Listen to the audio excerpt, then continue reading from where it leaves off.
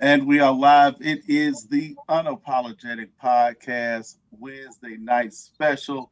The actual factual Kim Smith. Sir Goodwood Live. How are you tonight? Blessed, black, and highly favored. How about yourself? I can't complain at all. It is summertime shine. We have a special show for you tonight. A returning guest who always delights us with her great energy and her expertise. We're going to Amen. welcome Coach Stella to the show tonight. Coach Stella, how are you? Doing well, doing well. Thank you so much for having me and having me back on. Missed y'all. Great to be back. Oh, missed you too. Longtime supporter. Thank you for always being there for us. And we're glad to have you back. You got some good stuff going on. Coach Stella, who works for the Diversity at Workplace Consulting Group, is going to be giving us live shows like she is now and like we are now live on Instagram and Facebook and YouTube. Follow us on all podcast platforms and all social media platforms every Thursday, 11 p.m., 11 a.m. Central Okay. Standard Time. That'll be 12 Eastern.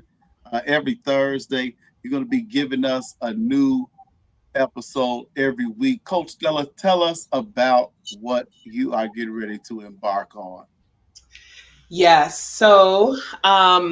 I do a lot of consultation with different organizations from across a variety of different industries in helping them advance diversity, equity, and inclusion initiatives within their organizations. And honestly, it's just helping them understand how to see, value, and hear from all of their employees, provide opportunities for all of their employees. And so, through the years in this work, one of the things that I often see is folks are not given the space or opportunity to talk about their career journeys. I think we all make up stories of how folks get to where they got. Um, and when I really have one-on-one when I have conversations, it's very fascinating how people came about their careers and made decisions around their career. So I just wanted to provide a platform where folks, everyday folks, not just when you go on podcasts or different platforms, you always see leaders Mm. or executives being interviewed and their journey. Well, what about mid-level? What about associates? Folks who aren't executives but have a story nonetheless of how they got there, um, and the barriers that they face and the ways that they navigated spaces. So I just wanted to have just a one-on-one conversation with folks throughout the summer, and just giving them the floor to tell their story. How did you get to where you are today? What roads did you go down? What barriers did you experience? What education, if or credentials, if any, did you need to acquire to obtain this role? And what advice do you have for people who aspire to be where you're at? So I'm very excited to kick things off tomorrow. We're going to kick things off with me. I will be the first guest telling my story. I think I have a very interesting and unique story that I think might help inspire others. So, really looking forward to it. And if anyone, this is the summer series, so I'm only this only scheduled to be in the summer. But if based on what the people want, if there's more folks who want to come on and share their stories, it could turn into something bigger and greater. Amen to that. Mhm. Yeah, I don't know. Have we ever done a solo show by ourselves? I know I haven't. Have you done a solo show, Kim? Um, I mean, well, technically, when we were doing radio, I did a solo show. Oh, you did. You Yeah. did. hmm You did. hmm Oh wow, that's throwback for So, real. Kim, what was that experience like? Can I ask? Of course. Honestly, to be completely honest, like that day it was terrifying because like I'm so used to having Goodwin as my partner and having somebody else to bounce ideas off on. And then we've been doing this for so long that we kind of it's a cliche, but we kind of do finish each other's sentences. So we were in a situation where we have been provided an opportunity to do a radio slash our show, and he had something come up, life come up, and we couldn't cancel because it was live, it was our slot. And I honestly I winged it. I went in and I talked about what I knew and what was relevant to me and had end up having a great show. But like to step into it by myself at that time, I really was like, oh my God, this really could crash and burn. Mm. Yeah. Yeah. Okay. And it's all about, well, Stella, Coach Stella, Mm. you're always prepared, overly prepared.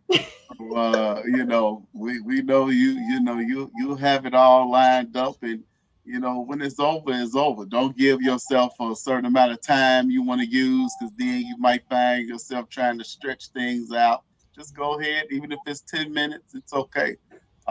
That's Oh, good you're stuff, gonna do Kim. great. I forgot about that. You did a great job. You did a great job too. Well, thank you. And I've yeah, never I've never done it by myself because I always find somebody to come on with me. he does. He does. Me, yeah, I was just once, I have like one go-to person, and that go-to person has something to do, and I was just like, you know what? I'm not gonna start calling everybody. I'm just do it, and I just did. Yeah, Yeah, that was good stuff. We actually had a Well, producer back then. we did. We did.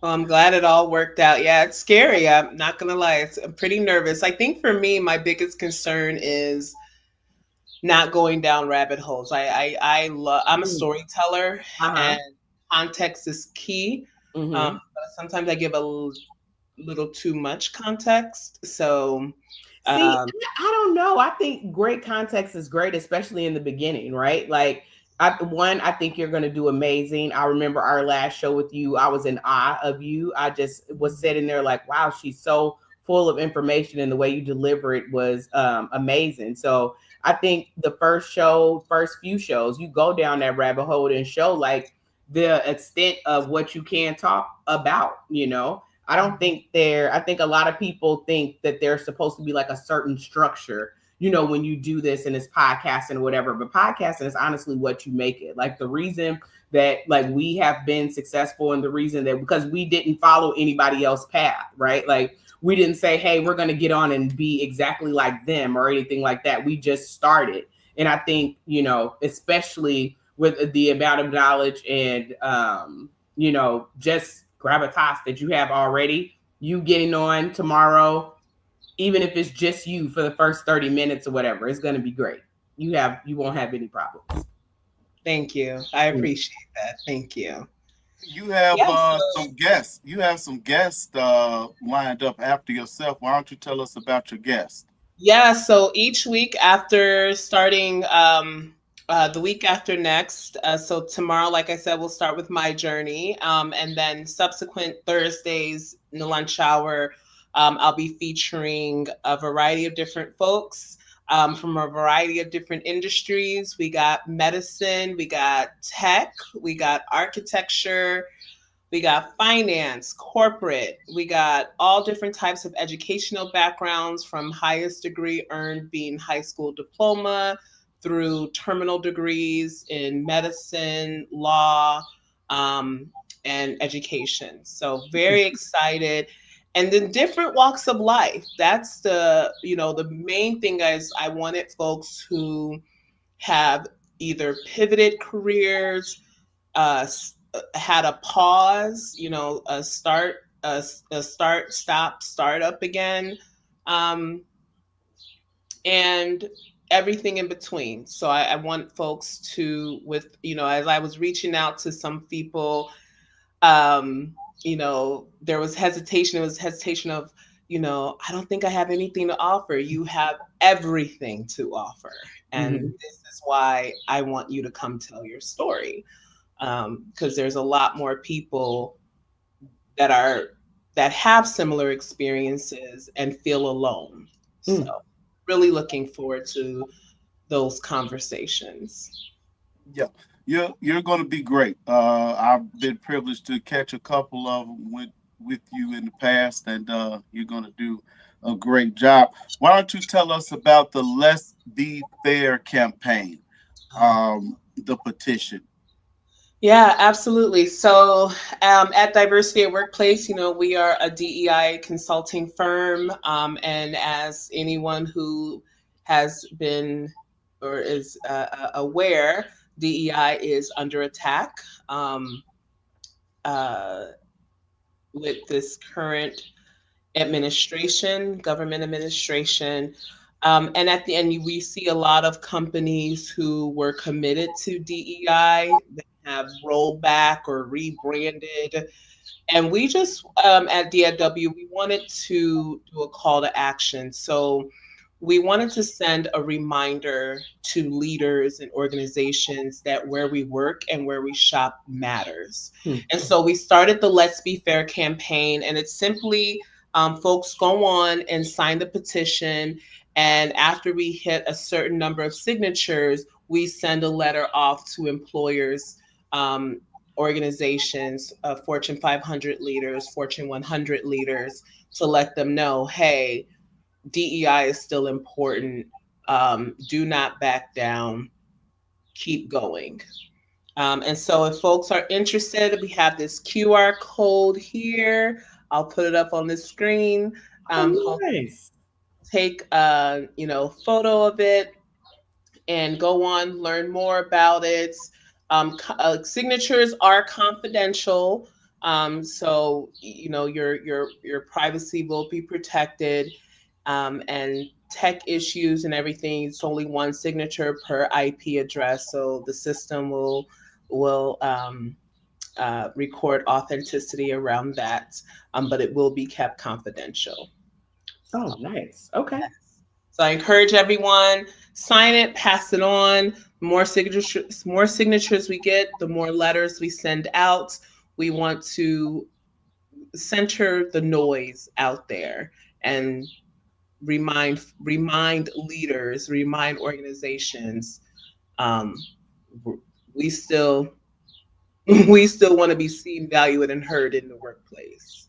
Before we move on, because we're here, I would really like your take on the Target boycott. What are your thoughts? Is that something that you all have specifically talked about? Is that something that your company is involved in at all? In the Target boycott, we are not involved with that directly. However, we understand the backlash that they um, are receiving and continue to receive. And, I know there's a lot of noise around, well, how come Target's getting all the heat, but yet Walmart and other folks who have, pulled initiatives are not catching as much heat as them. And for me, my personal take is because Target sat up there and played in our faces. Mm-hmm. You know, they did all the things. They put out all these statements. They Mm-hmm. started diverse suppliers. Mm-hmm. Uh, brought the Tabitha Brown. They brought in so Honey many pot. vendors. Mm-hmm. Yeah. Honey, Honeypot was even pre Yep. 20, It right? was. It Mm-hmm. was things that were back in 2016, as early as I can remember, that Target was doing a lot of diverse initiatives, Mm-hmm. and we were seeing it. We were seeing the action, and you know, to sit up here and say we're taking it all away, no. Yeah. This I do isn't not think they thought our dollar mattered at all. Like I think they really chuckled and said, this is not going to impact us at all. which I don't understand. And that's a prime example that when you don't have diversity in leadership roles, because data matters. If you look at the data and look at the spending power of the Black and Hispanic communities, the LGBT communities, I Yeah. don't understand how no one at that table didn't do that math. Mm-hmm. So the only thing I can assume is that either the table was not diverse, or the diverse voices at the table either stood quiet Mm-hmm. or weren't heard. Mm. And Mm-hmm. I would venture to say that they just weren't heard, Mm. and or they were let go. Yeah. So Yeah. they stayed quiet. Yeah. Scared to say something because of the fear of being let go. Exactly. Yeah. And you know, our dollars matter. Yeah. Our dollars matter. And it's honestly history repeating itself. And it's one of those things like, once again, if we do not learn our history, we will repeat it again. And Mhm. one of the reasons why they're trying to erase the history. But boycotts has always been how we make noise. Boycott is always how we see change. Mhm. So, I am um, I have empathy. I Huh. have no, I more so have sympathy for Target, not empathy. Okay. All I right. have sympathy. Like, I'm sorry. I'm sorry your leadership chose to underestimate us. Yeah. Um, and I wish you the best, but I thankfully am in a community and in an area where I have other options outside of these companies that are choosing to um, scale back. I will say I've been a Costco consumer for. Ah, But let Costco. me tell you, I don't know if folks have been to Costco, they have gotten friendlier. Oh. They, Okay.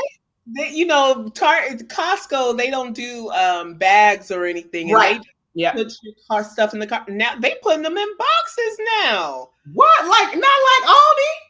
and right, Okay. they put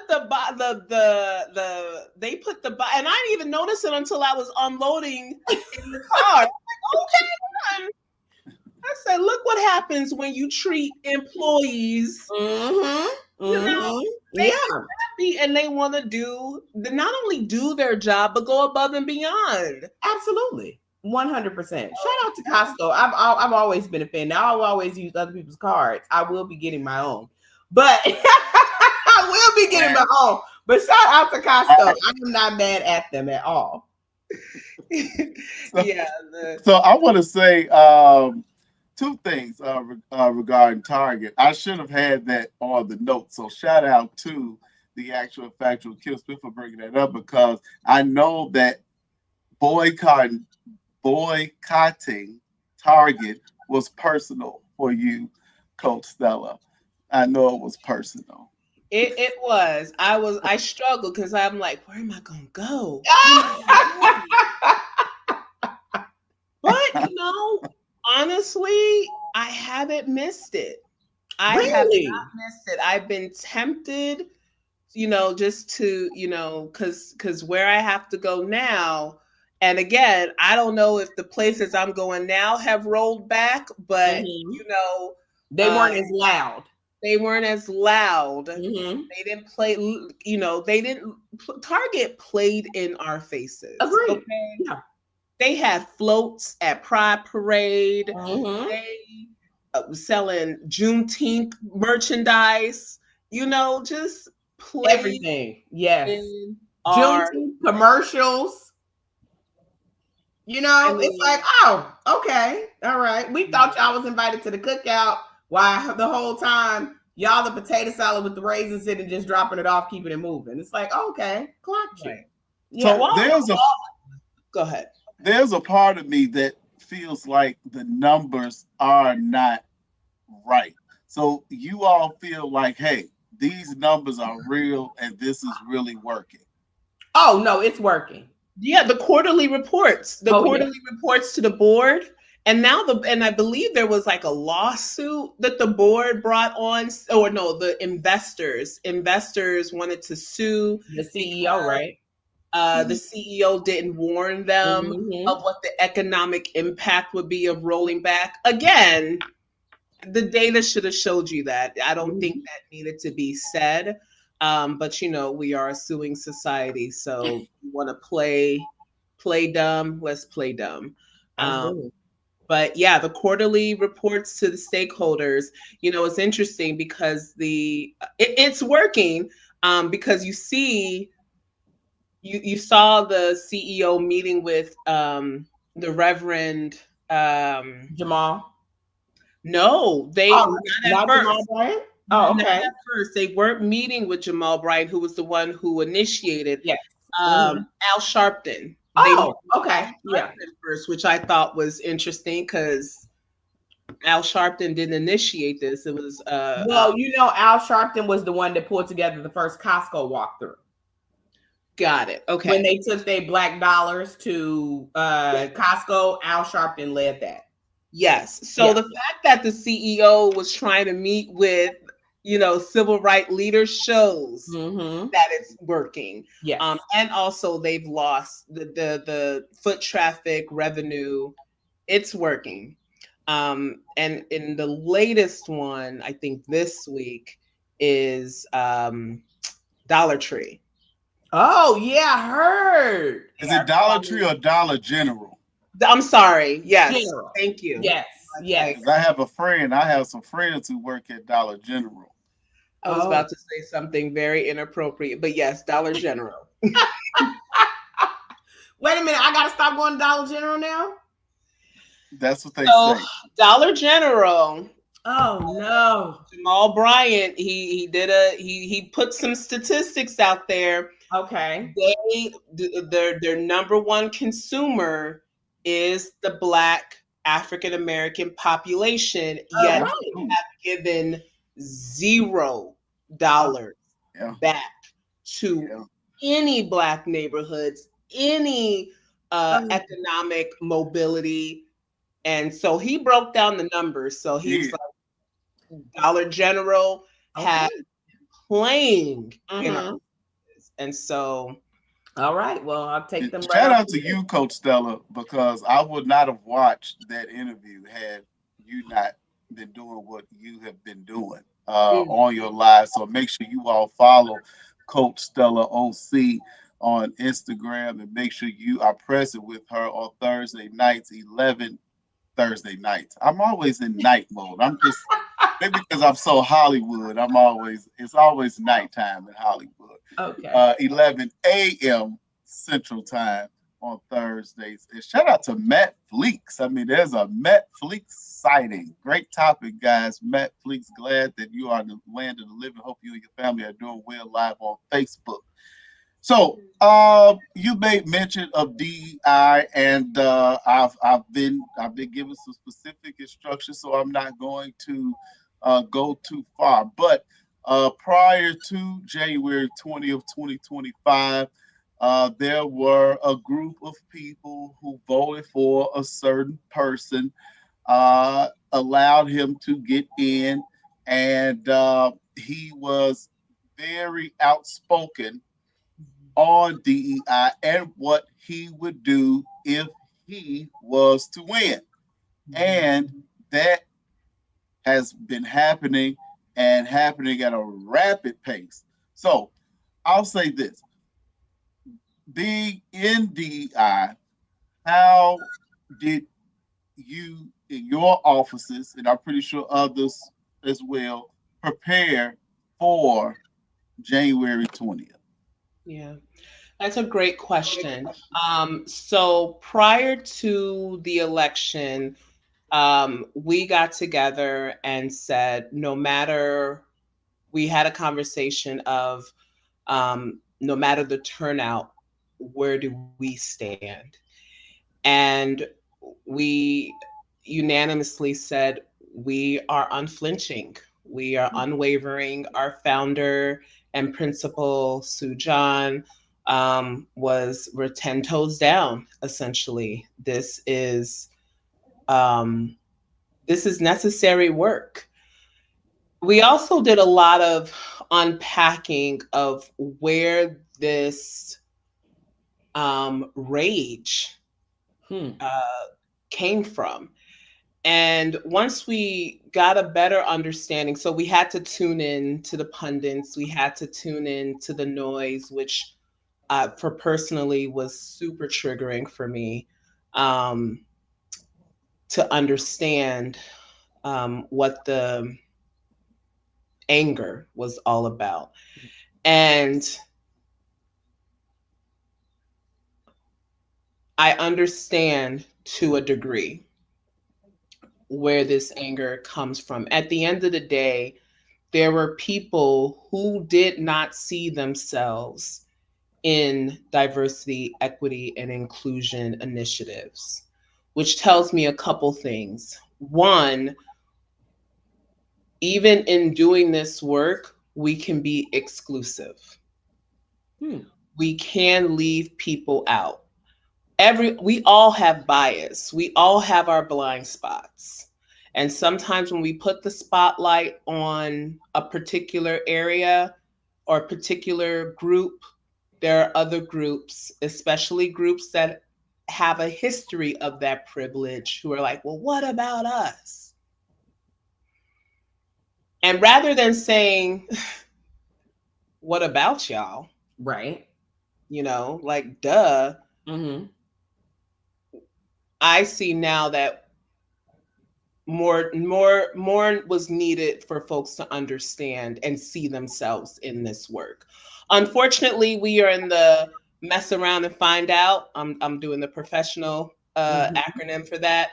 We're in the find out phases of it, because now you see a whole bunch of folks who did not see themselves seeing themselves in unemployment lines, seeing themselves, businesses about to go under Mm-hmm. because government funding has been paused.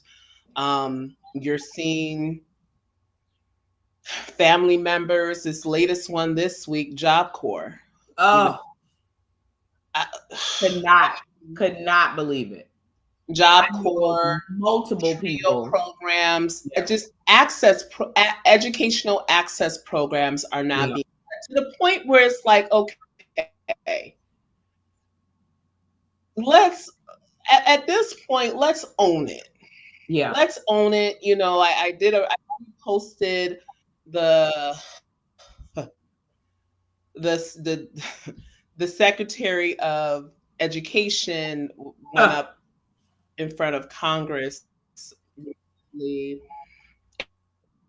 and was told, it's about accountability, and these TRIO programs, there's no accountability. And when given all the data and was asked if she read it, she couldn't even speak to it. And so it's like, at this point, it's not about accountability. It's about too many of the people who don't look like you have benefited from these programs. mm-hmm. Yeah. You know, I mean, What do think you about it. say? What We do you were say so, about the theory? we were, let me just finish this point. We were Mm-hmm. so close to having a first lady, Mm. our first female, for our first HBCU alum president. We were so close. I think this administration is on a mission to make sure that never happens again. Oh, absolutely. Yeah. One, before I get to my other point, in Jake Tapper's new book, he basically based comments to that, right? Like how the Democrats 100% got it wrong because they said, okay, well, we need the black community, so like it has to be Kamala. And then the backlash is, oh, y'all thought like y'all were just going to issue her in. We're going to make sure, like you just said, that never happens again. And now, as far as the Job Corps, my question is to you. So, one of the theories is the reason that they attack Job Corps is because, of course, with all of the ICE raids and immigration issues or whatever, they do not have anybody to do these low cost, low paying jobs. And you take 80,000 plus people out of Job Corps and put them nowhere. What do they have to do? They have to go to work somewhere. And so this 80,000 plus people flooding back into the working economy is going to basically, and I guess the theory is that it's going to offset the immigration issue and the people that they're ushering out of the country. Here's the problem with that theory, though. These Job Corps students had housing. Correct. Yeah. So you send them to these manual labor minimum wage jobs. That's not a livable income. Mm-hmm. So, and we all know that folks who experience homelessness Mm-hmm. don't have the means to report to work. You Yeah. can't report to work if you have no shelter, if you can't leave your suitcase alone, if you Mm-hmm. don't have a place to shower, if you don't have a place to sleep. Mm-hmm. So while that theory is probably a theory that they're running off of, it's a ill-informed theory. And again, had they consulted anyone of any expertise in history, they would know that. Mm-hmm. They would know that. And here's the thing with the mess around and find out is that these youth Mm-hmm. are going to suffer as a Oh, result. yeah. Mm-hmm. 100%. And it's So I'm all about prevention. And then when things happen, you know, it is what's the solution? So how do we combat this? Because I mean, we still have 4 years. I mean, we're just I don't even are we 120 days in? I don't know. Um, Not quite, I don't think. yeah. How do we combat this? How can we be prepared come election time in 2020? What is that? 8. Um, how do we be prepared? We didn't get we're not doing the current event show today, but the young lady who was the secretary, she talked about going independent. I haven't had a chance to listen to the story yet, but what are your thoughts, Coach, on how to prepare for the future and combat what's going on now? yeah, the White House press secretary announced or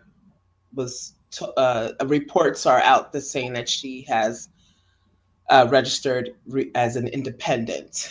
Um, One is understanding that we do not need to wait until 2028. Mm. There are local elections. We have midterms coming up next year. Kamala was very close. At the end of the day, there was a low voter turnout. Mm-hmm. We need to start showing up not only for these national elections, but these local elections. And I know, especially within the Black community, that there are the rhetoric of the government ain't never did nothing for me, and it's always been anti-black, and they are right. They are right. And and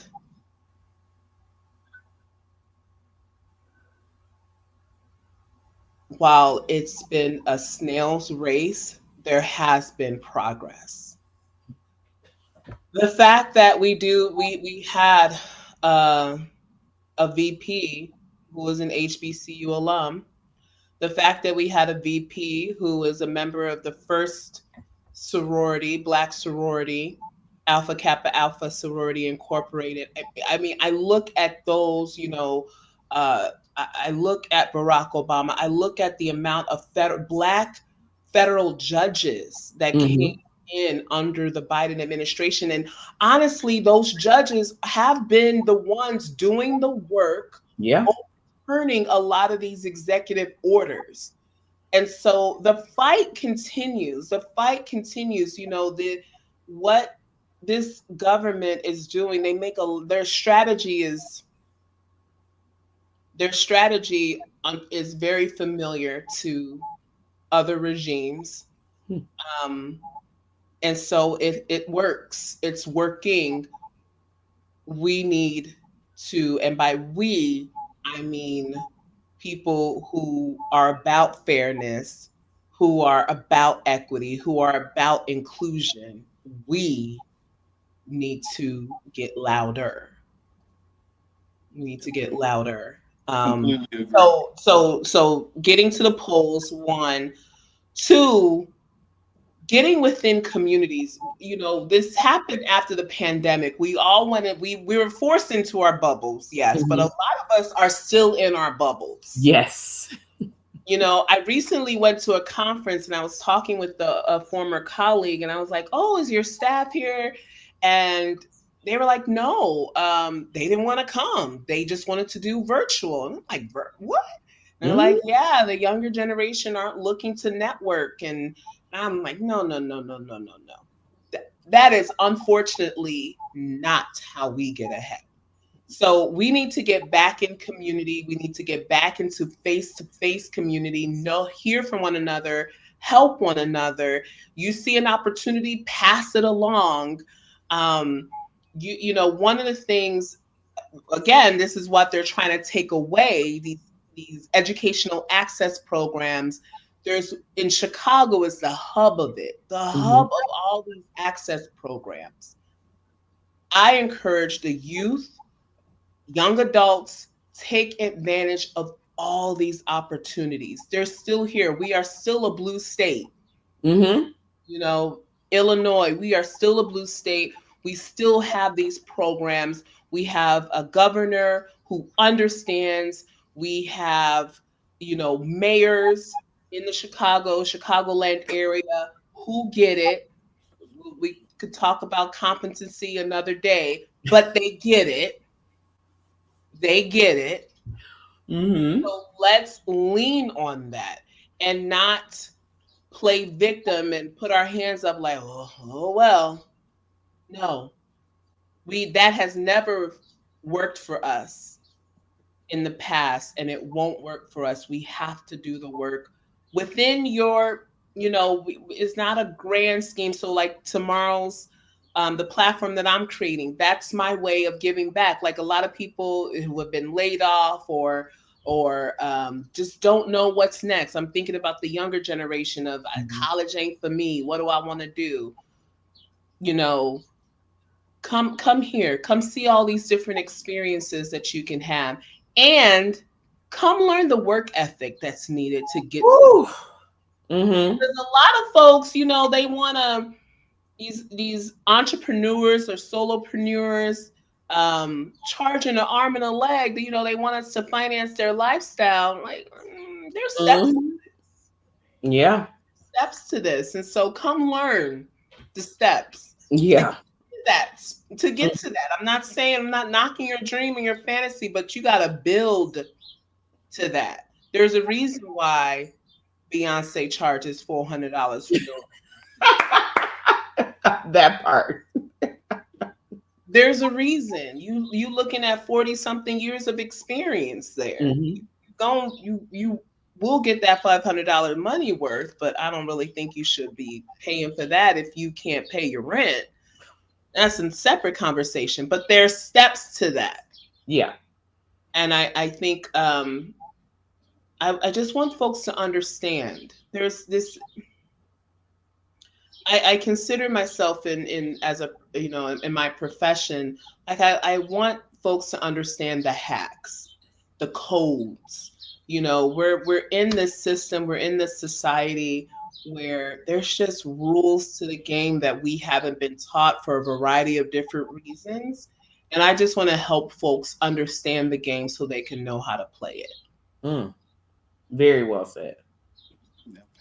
We're live with Coach Stella. Make sure you follow her on Instagram and receive all this good stuff that we are talking about, workplace environments and DEI and so forth and so on.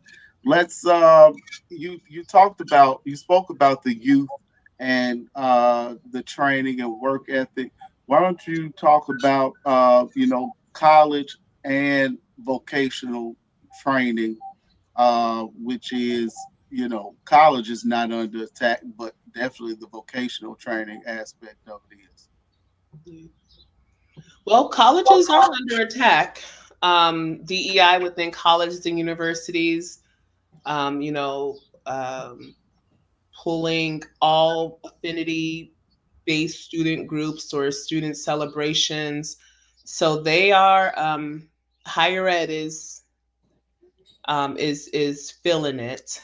You've seen a lot of colleges and universities renaming, so they're doing a lot of the rebranding, renaming, taking diversity, equity, inclusion off of the offices.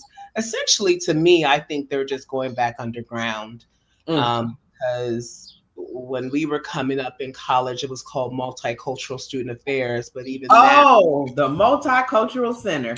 Shut up. Wow. Yes. Uh-huh. Yes. So Mm-hmm. they're trying to do away with those programs. So a lot of them have had to rename themselves to like belonging, center of culture dynamics, and so on and so forth. Um, so for me, college has and will continue to be the pathway to success for us, hands down. Some form of higher education, whether that is college, vocational training, what have you. A high school diploma for Black and Brown usually does not get us the upward mobility that we aspire to, doesn't give us the generational wealth that we aspire to. What does are the trades, um, college education, those certificates, those credentials can lead to that if we do it well. Mm-hmm. So, not walking out of college with the gen ed degree, that usually doesn't get much traction. Um, but anything from anything, it just a degree where you specialize in something usually leads to that. Nowadays, it's not just a college degree that can get you. Nowadays, you need to do an internship. Mm-hmm. But there are plenty of organizations out there who are looking for interns. So that was an issue in the past, was finding an internship. Then it was finding a paid internship, because a lot of these internships are very uh, um, they exploit their interns by not paying them. Mm-hmm. But a lot of them are paid. They even have a lot of access programs that if you do find a paid internship, if you find an unpaid internship, these access programs will give you grant money to help, pay for your living expenses while you do this unpaid internship that will get you the experience you need to get the job. Trades, listen, The research is out there. Trades are grossly understaffed. Mm-hmm. The average age of a carpenter electrician is 50s and 60s, folks who are near retirement. Um, and we know that there are some barriers to that as well, especially within the Black community of getting on these unions. Chicago, Massachusetts, Boston, they experience, heavy union cities, very historically discriminatory, yet and still we can navigate that. It's still needed. It's still very lucrative, um, which is honestly, that was Job Corps. Job Corps, there was a lot of vocational training. And so again, to get rid of that, there's strategy in that. Mm-hmm. But there are apprenticeships, there are other um, development firms that have apprenticeship models for folks to come in and learn a trade. A lot of high schools that have taken them out have brought them back in. Community colleges, city colleges, bringing them back, heavily recruiting because it's desperately needed. So I am a huge advocate of if it's not college, then what? Yeah. You need a plan. You need a plan. And starting to develop a plan senior year, you're late. You're late. You really should start ninth grade. I really think high schools, in college we called them freshman seminars. Mm. I think high schools, and I haven't been in the high school arena in a while. Higher ed is usually is my focus area, but it needs to start in ninth grade, helping students understand what's your passion, what do you enjoy doing. A lot of these students don't know; they need help. They can start freshman year of high school learning that, so that by senior year they at least have a plan. I think that's why we've seen an increase in gap years Oh yeah. because high school has become so focused on testing and everything but helping students understand what's next, that a lot of them just need a break to sit and work and figure what that is. Mm-hmm. Um, And unfortunately for us, what the statistics shows is that if we do a gap year, Black and Brown, the likelihood of us pursuing education, whether that is college or vocational, goes down significantly, more than any other demographic group. So we can't afford to do a gap year. So we need support in the high schools to understand what's next. And we need the youth to understand that there's more of you needed post high school. Yeah.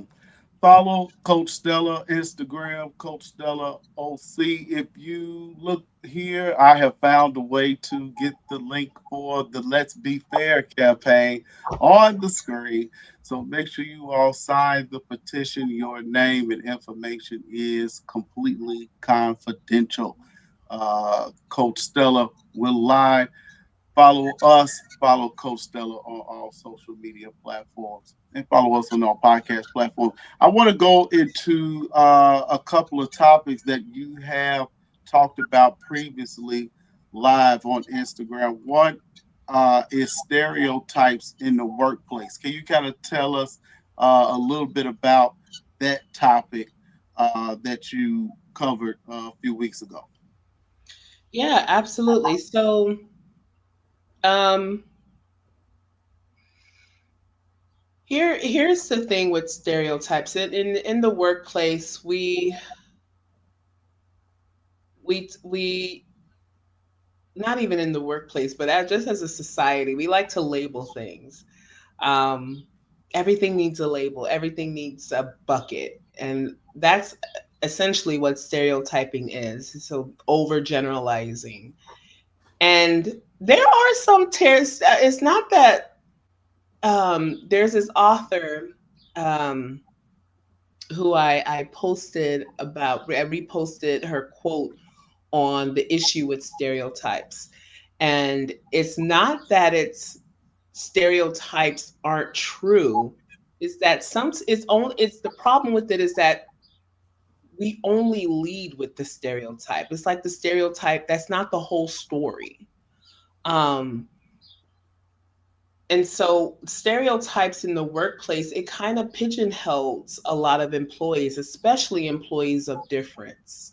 Hmm. So let's say I am the only Black woman in this organization. Any information that you've seen in the media, in movies, in previous interactions you've had with Black people or Black women, you automatically assume and make up stories in your head about this one Black colleague. Mm-hmm. And as a result of that, you start acting on those stereotypes Mm-hmm. with, and which turns into microaggressions, Yes, very much so. you know? Um, and then it's a slippery slope to all, and that's microaggressions, and it turns into performance. It shows up in your performance reviews, it shows up in the interactions, it shows up in the projects you're given or not given, it shows up in meetings. Are you ignored? Are you cut off? Are you, Mm-hmm. all the things. If you happen to adhere to a stereotype that someone has of you. I had a client who told me everyone has shown up late at some form, some, but every time they show up late, a spotlight is cast Mm-hmm. on them. Like, oh, hey, I see you. What do you, just pointing it out where it's like, you don't point it out with anyone else. Mm-hmm. And I said, oh, it's because the stereotype is that we're often late to, Correct. Mm-hmm. regardless if everyone else has been late. And don't ever say like, oh, but I'm so confused because April came in late too. You know what? We can't be worried about what other people have going on. You have to be here on time. Or they stop the conversation. Like, you know what? Let's move on. Like, Yep. no. Yeah. Come on back. Exactly. Yes. Like, why are we so quick to move on now that I called it out or Mhm. you, Exactly. like, Mm-hmm. okay, we can move on this time, but next time. Mm-hmm. But then that is a slip, like, oh, Stella's aggressive or Stella is not a team player. Like, those are the comments that start Oh, to yeah. show up in your 100%. performance review, which we know is used to determine merit increases, Mm-hmm. promotion opportunities, Mm-hmm. and it's, yeah. So again, and this is one of the things that diversity, equity, and inclusion initiatives were addressing Mm-hmm. and continues to address. Because at the end of the day, the workforce is becoming more and more diverse. I mean, whatever clock folks are trying to stop, we're past that point. Okay. You've asked people want to show up to work and be their authentic selves. And what do I mean by authentic selves? They don't want to be harassed. They do not want to be microaggressed. They literally want to come, do their work, make impact, and go home. Yeah. It is that simple. Mm-hmm. Yeah. And that's why your work is so needed, because you can explain it like that, and I'm pretty sure you hear, oh wow. Then in their heads they be like, I do that to him or her all the time. Mm-hmm. And then you might keep some dollars in your company's pocket because when that lawsuit comes, it's like, oh, okay. That part. Yeah. Yes. Wow. And there are attorneys out there, because these executive orders are, you got to be careful because you look at the language they're using, illegal DEI, Mm-hmm. illegal DEI, DEI as on its merit is not illegal, Mm-hmm. not illegal. But the term illegal DEI is also, again, when you pull back the layers, you after the murder of George Floyd, there have been the DEI practitioners, Yep. were coming out the woodworks. Everyone was an expert now. Mm-hmm. But with every new trend, or the DEI it's not a trend. It was nothing new, but you got those snake oil salespeople Mm-hmm. who were coming in and saying some problematic things and doing problematic things in under the guise of DEI. Mm-hmm. And so and that's where a lot of this rage is what I call it, rage came about. Um and so a lot you're seeing a lot of companies doing rebranding, and you're seeing a lot of initiatives honestly just going underground, which we're taking it back to the 80s and 90s, because it was always here. It We just never made it public. And after the murder of George Floyd, we felt this societal permission to name it and Mm-hmm. put it to the forefront and talk about it openly. And as a result, with any change, um, you get resistance and rage, and that's what we're in now. Yeah. What we're in now. I legit remember my company. We had so many meetings about the new DEI policies. Like I had to tap out. I can't anymore. I cannot sit in another meeting with you all telling me what it means to be black. Like I couldn't. Yeah, Yeah. yeah. And so you see the fatigue. Yeah. So as the memes are going, black people are taking a hiatus. Yeah. Their I'm not finances, logging in. No. there was this recent conference centered around blackness, and even blackness in the workspaces. And they reported back that attendance was its lowest it's ever been since I the bet. organization. And I said, folks are tired. Mm-hmm. Folks are tired. Folks are tired. Companies who are rebranding and retracting. There was one organization who pulled back, stopped initiatives that employees came in under. Oh wow. So not only are they having to, but they depend on government funding, so they had Mm-hmm. to pull it. And they're talking about how do we take care of our employees while how do we take care of the employees that came in under this Under program this program, now right. pulling? Mm-hmm. I was like, that's a great question. How are you taking care of them? How Wow. do you not feel like a token? Yeah. Oh, absolutely. You know? So yeah, it's One of my favorite shows was Burnt Professional Bridges.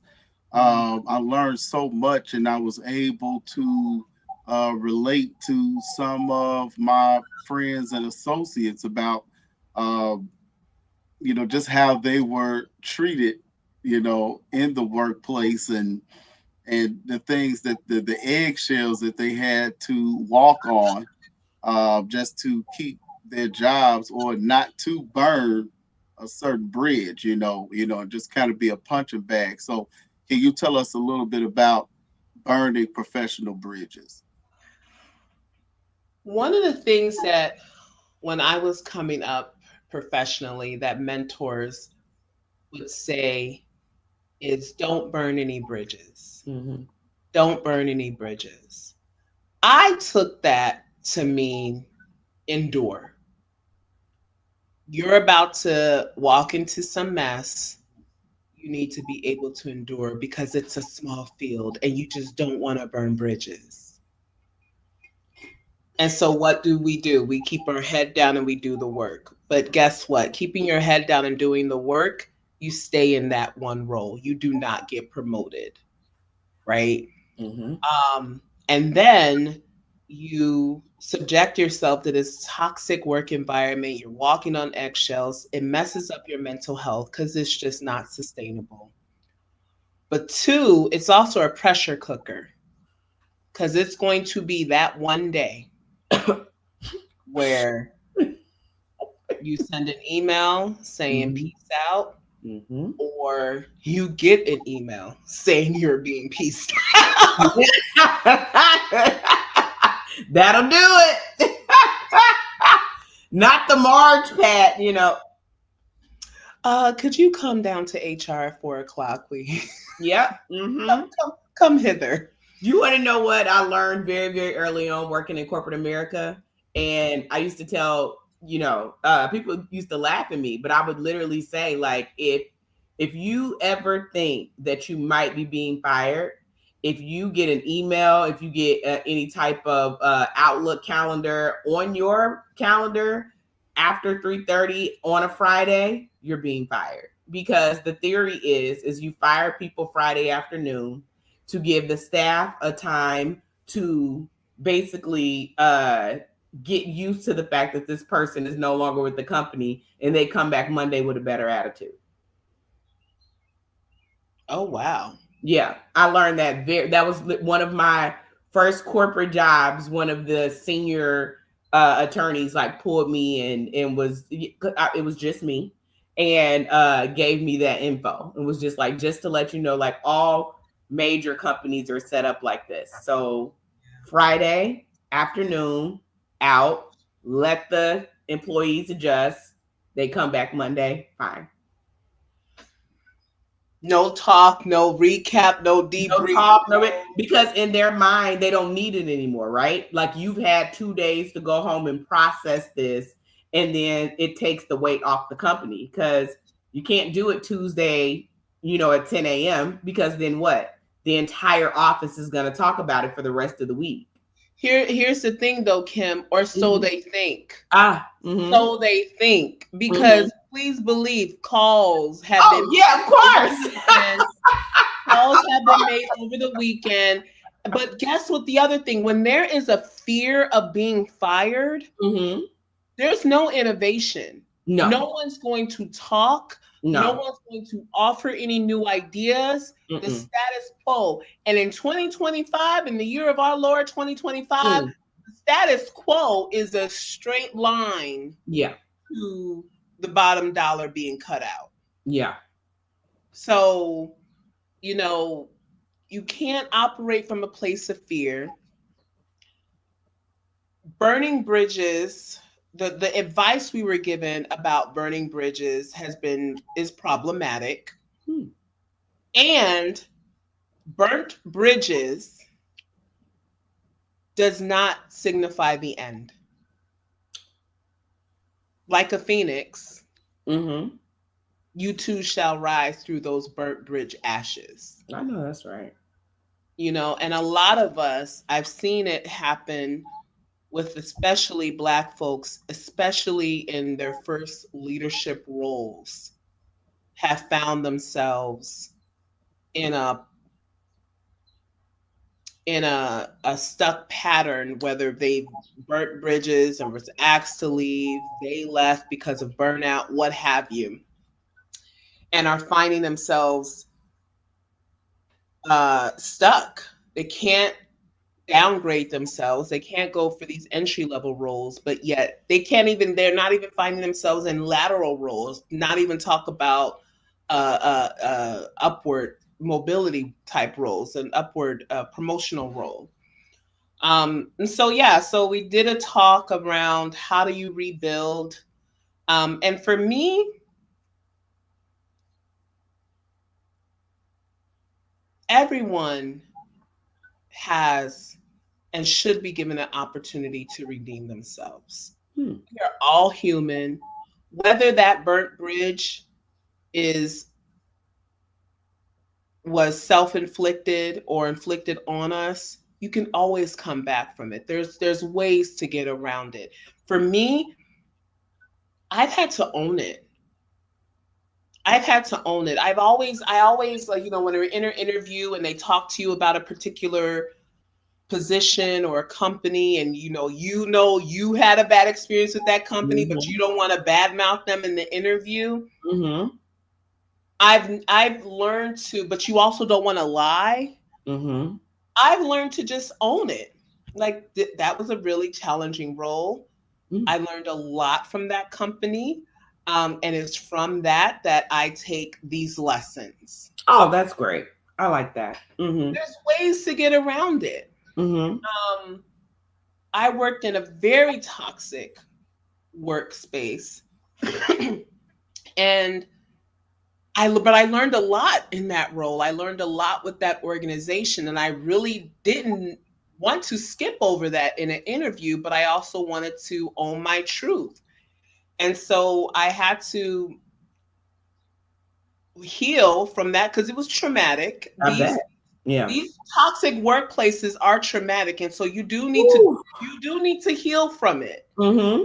So some of us, if we some of us don't have the financial needs to take a break from one role before we move into the other role. I get that. Sure. But Yeah. for those of you who can, or just figure it out, rest in between. If you are leaving a toxic environment, give yourself a rest before you go into the new environment.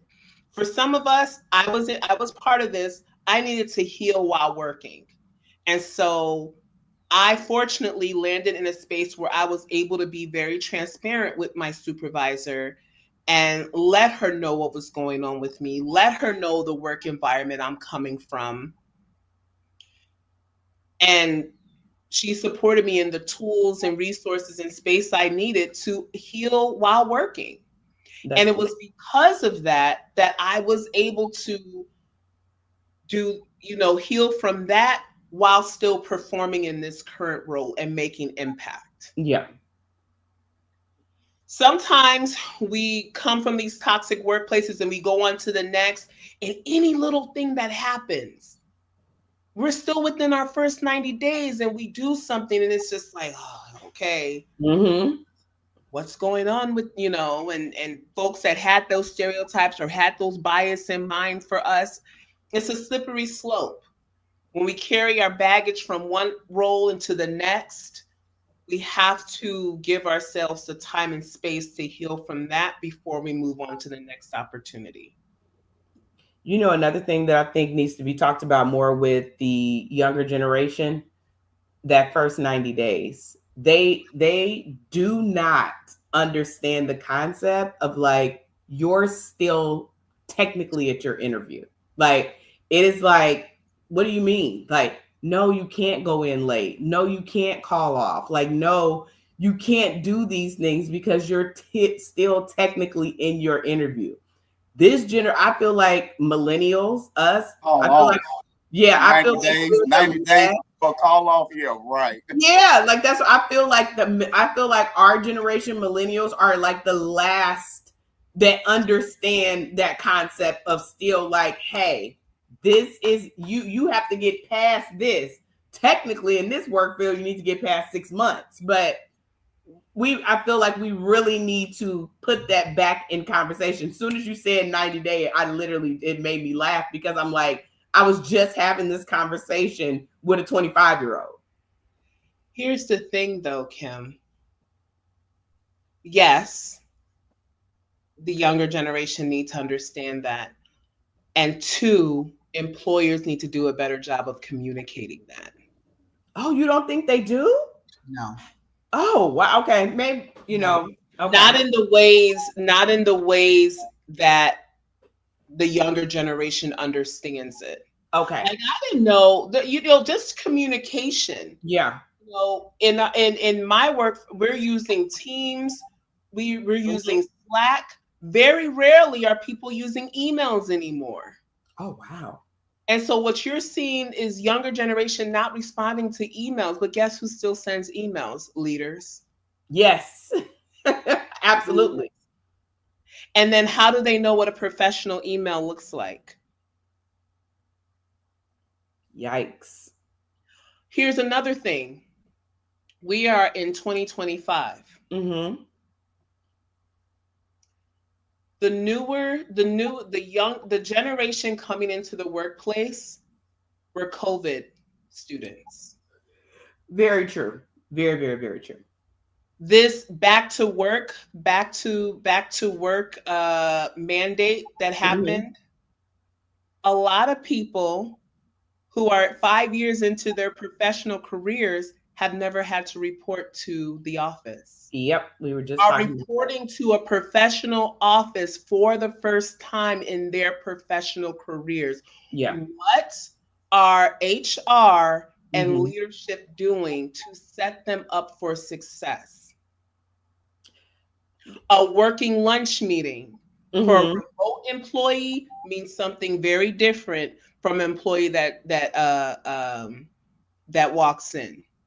Which That is true. you know. Yeah. Uh, so I hear you. I Mm-hmm. and I so and that's why I love my role, because Mm-hmm. I hear leadership. I hear people managers' concerns and issues, Mm-hmm. younger professionals. I also hear younger professionals and I see their lack of understanding. They don't know what they don't know. And But there's a lot of assumptions being made on mm-hmm. what they should know. Okay. And that's why internships, you're seeing a rise in internships, you're Mm-hmm. seeing a rise in apprenticeships, Mm-hmm. even as early as high school. Let me show you what a field in civil engineering entails. Yeah. Let me show you what marketing, sales, let me show you what a working lunch looks like. Let me show you what a networking event entails. Yeah. I I don't get me wrong, I totally agree. Like I'm totally on board, but I just think it was just certain things. And don't get me wrong, like I think that they are having a different high school experience than we had, right? But like when I was thrust into the workforce, it was things that I had to learn on the go, on the fly. And don't get me wrong, no, like like we came into the workforce in the recession. And like that mattered depending on where you worked at. For me, it mattered because it was my very first law job. And then I was in, of all things, in bankruptcy. So like mine was like a slap in the face with reality very, very quickly. You know, I'm barely 24, but I'm dealing with people that are not losing just what they're losing, everything, right? So like I had to transition very fast.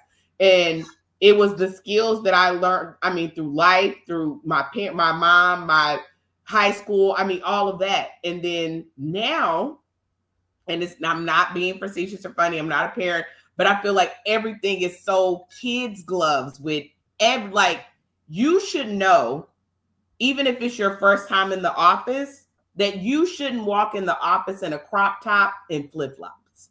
I agree. Like you should, that like I don't think that there's a meeting for that. You know what I'm saying? Like I just don't. And and I'm in a different role now as of January, and I have a small team, and certain things I have to really catch myself because I'm just like, you know, like, and I don't want to be that way. Like I don't want to be the millennial that's like telling you at, you know, 20 something you shouldn't be doing this, but like it's hard for me because there was no book for us. Yeah. Just like there's no book for them, but we learned on the fly. We got it. And I think it's amazing that like you're hearing both sides, but I guess my question is like, what is the advice that you're giving to the younger ones? Because I myself need to find a balance because I don't want to say the wrong thing. But like when I come home and shut my door, I'm just like, now why in the hell would you say that in a meeting? You know what I mean? Like it just, I can't. Where is the balance? Yeah. Yeah. And it's a great question. And we get that all the time. There is a huge disconnect. Our number one training services at the moment right now is psychological safety Oh and wow. inclusive communications. Mm-hmm. We have forgotten how to talk to one another. And so we're not saying anything. But guess Mhm. what? You're not saying anything, the company is going to go down. You know, Yes. it stifles innovation. So what I am telling, and it's great that you bring this up because we're actually doing a workshop in July around individual career success. So how to get yourself to where you need to be. We're giving all the hacks and codes and everything. And so feel free to follow me at Coach Stella OC on Instagram. And it's in the, I'm still learning social media lingo. But in my bio, Yes. it will have the workshop information on there. July 23rd. It's remote. Oh, Um, let me put that in my calendar for my littles. Hold on. it's 'Cause, remote, full day conference. We're gonna go there. We are going to go there.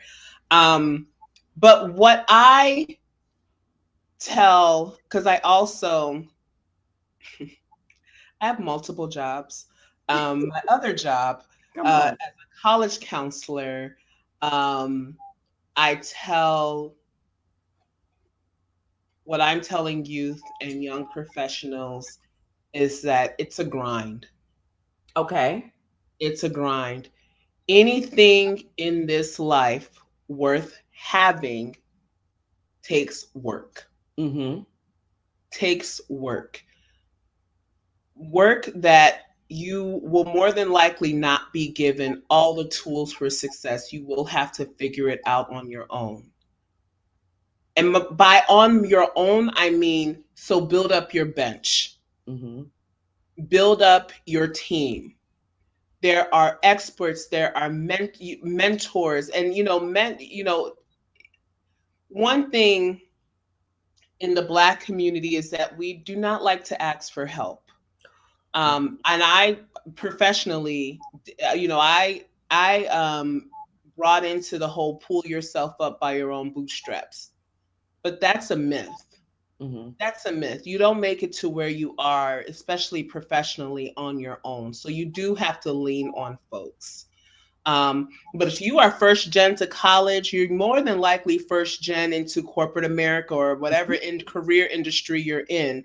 And so it doesn't stop at college. So when you go out into the professional world, you need to network. You need to, if you're the only one that looks like you at your job, guess what? You're not the only one that looks like you in your profession. Find a professional network. Get involved there. Lean on them. Find your mentors. Ask them, what is it that I need to know? How can I be successful? And then once you're in these jobs, get to know your supervisor. Mm-hmm. Understand what their priorities are and align with those priorities. And if you don't align with those priorities, have the conversation. Utilize your one-on-one time with your supervisor is not just on you need to come with your agenda. This is your career. You are in the driver's seat. If you leave it to your supervisors, you're going to stay in this role throughout your duration at the company. You're not going to move up. Mm-hmm. You have to take initiative. So this is what I am telling. And then I'm also telling supervisors, like, you gotta say more. You gotta Mm-hmm. give more context. You gotta give the why. As a parent, because I said so does not fly with this generation. It just doesn't. Mm-hmm. You have to give the rationale. Even at me as a child, when I was told, I always asked why. I was asking why in the 90s. Mm-hmm. And I was always frustrated with, because I said so. Well, you can be wrong. Can I not? Woo. Can I not say that? Oh, okay. I'm not allowed to say that. Yeah. Yes. This generation is Yeah. this generation is saying that. Mm-hmm. And so we have to say more. Okay. We have to say more. We have to give the expectations up front. Mm-hmm. Up front. I remember in a leadership role, I said, there will be decisions that will be made, and there will be times where I will ask your input, and there will be other times where it will have to be a directive and it will not be up for debate. I will ask clarifying questions, but this will be set in stone. Oh, okay. Know that it is always my intention to seek your responses.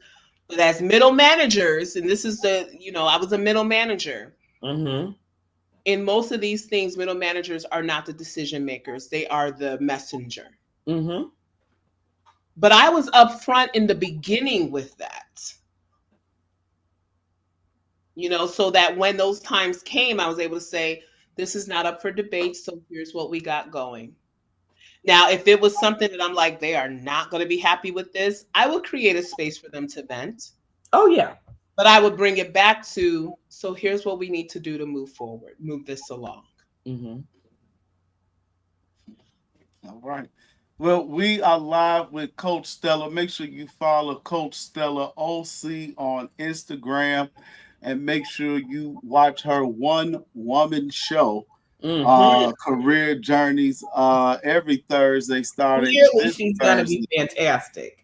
Yes, 11 a.m. Central Time, bright and early in the morning on your brunch break. Make sure you tune in to Coach Stella OC.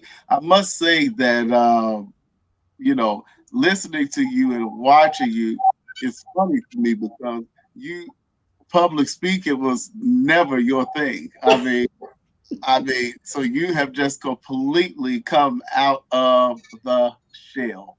Wow. I know. Thank you. I would never know. I would have thought that you would have been in my freshman year public speaking class because Oh no.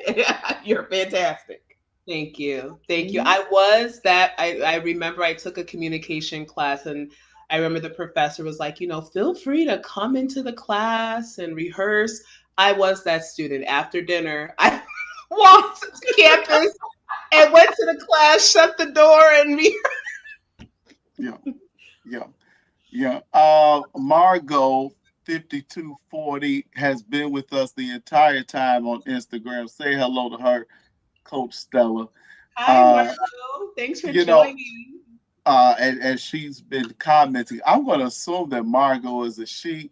You know, you don't have anything in your profile, any pictures. I looked it up while we were on this show, but I think I know who you are. So yes, thank you for tuning in on Instagram and Facebook. And if you are on Facebook, make sure you sign the Let's Be Fair campaign petition.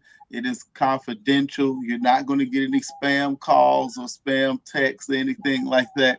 Just sign the damn petition and make things right. Try to do something to make things right during these trying times of the administration that we fall under right now. That's it. That's Uh, it. Coach Stella, thank you. Thank Uh, you. I want everybody to go to YouTube and put in Pat LaBelle. You are my friend.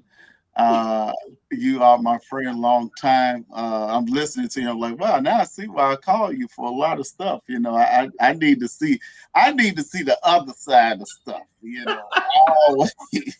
You know, there- there's a other side that might work out just a little bit better. And Coach Stella always coaches me. I want to say even as far as last night on how to handle things the professional way. Okay. Well, I Doing just want to let you know after this, I will be reaching out. I have a nephew and a niece that need assistance. So that need assistance. So whatever the services may be, I would like to obtain them immediately. So Yes, have them follow me on. Honestly, the younger generation, that's who this platform is for. yeah. You know, and being an influencer is a profession. Hmm. It um, it's not the only profession, Hmm. and it's not an easy profession. Correct. Yeah. So, yes. Yeah, we will Have definitely be them doing that. follow me, hear these career journeys, know what it takes. And I'm really hoping that this generation sees the work ethic that's needed. Like, it's not hard, but it does take some agility. And some work. That's it. It Just takes work. that's all. It takes work. Nobody's asking you to move mountains. Nobody's asking it's just work. That's all. Yeah. Yeah. Show up. Yeah. Come prepared. Yes. Wear real clothes. Yes. Well, here's the thing though, Kim. Let's define real. No crop tops, no flip flops, no short shorts. I know you've seen the viral video of the young lady coming to her job interview in shorts. Yeah. And simply was asked to go home and change into something else. But instead of doing that, she opted to get on the internet and cry about the fact that they wouldn't give her the interview because she had on shorts. That's her truth, though. That, to me, I totally understand, but to me, that is insane. Well, I'll say this, that this was what year is this? 2025. So this was 2008 when Mark and I were interviewing for CTA. And he had long braids, and now he has long dreadlocks. But he had long braids, and I said, Mark, you need to cut them braids off. You going into this interview. He did not cut his braids off, and he got the job. So that let me know right then and there, okay, things are changing. In that interview in 2008, those gentlemen had on jeans when they walked into the interview. So we got jeans, we got braids. I had, I made sure I had a haircut. I'm pretty sure I had on a button up with some slacks and a belt and some dress shoes that hurt my damn feet. But things were changing. We 2008, this is 2025. They gonna come in a sweatsuit and a Nike Tech, because guess what? That Nike Tech costs $400. No, absolutely not. I agree with you. It's a no. Like I get it. Stella comes into play. It's a no. Like, and then you have to know what you're interviewing for, right? Like, if you walk in my law office with a Nike tracksuit on, they're gonna send you back out of the door. Yeah. It's just is what it is. They're not even gonna waste their time. They're not even gonna waste their time. No. If you walk into with shorts of any kind, I don't care if it's a blazer on top of it, they're gonna send you back out of the door. Yeah. And for me, that's a sign that they don't have a mentor. That's it. I see that as a gap. Yeah. Mm-hmm. A gap. Yeah. And that's why I love the seat that I'm in. Mm-hmm. Because if I was the hiring manager or the interviewer, mm-hmm. I would, as I'm walking them out saying we're not interviewing you, mm-hmm. I would hand you a card saying, let's talk. I love that. Yeah. Let's talk. Because clearly there's some guidance needed here. Yeah. And not, and when I say this mentor, a lot of, when we were given mentors, it was more of a assimilation tactic. This is what you need to do. Yeah. This is what you need to do. Mm-hmm. Here's the game. Yeah. We say professional, this is what it's typically meant. And then from there, we all have free will. That's what this country claims. So it's a choice. Yeah. I just want to give you all the information you need so you can make a choice. Because what have I always said, Anthony? When we make a choice, we are accepting any and all consequences that happen as a result of that choice. Ooh. So my job as a coach is to lay it all out for you. Mm. So you take with that and do what you will. Now you need to put that on a shirt. Yeah. Mm-hmm. Yeah. Follow Coach Stella, Instagram. Make sure you catch her live Thursdays at 11 a.m. Central Standard Time on her summer series of navigating careers and career journeys. Stella, thank you so much for Thank joining the you. Unapologetic Podcast. Once again, we always enjoy you. We'll definitely have you back. And make sure everybody goes to Eventbrite and put in Unapologetic Podcast brunch. We're going to have our annual brunch. We're going to have a new twist where we're going to have men versus women and maybe some intertwining of the teams. Fun. Intertwined. Where we'll play some volleyball and we'll play some we'll do a tug of war and things like that. So that's going to be on June 28th. Go to Eventbrite. Make sure you follow Coach Stella on Instagram. Make sure you follow the Unapologetic Podcast on all podcast platforms and all social media platforms. I want to thank you again, Coach, for being here. Chris Yes. Brown, live from Minnesota, says he loves you, Stella. Oh, thank you. Thank you, You Chris. King B, the God, I come from a time where you couldn't even have tattoos showing in the interview. That's right. Absolutely That's right. all. That's right. Absolutely But And right. don't now have them up your some neck or anything, 'cause CEOs that's when they would try to blend it in with the makeup. Yeah, Mhm. yeah. But now you see some CEOs with sleeves. Come Yeah. on now. Uh-huh. Yeah. Yeah, I'm thinking about getting me a sleeve. Woo, I am hungry. So thank you all so much. Thank you Follow all. us Thank on you all so much. I really appreciate you providing this space for me to come again.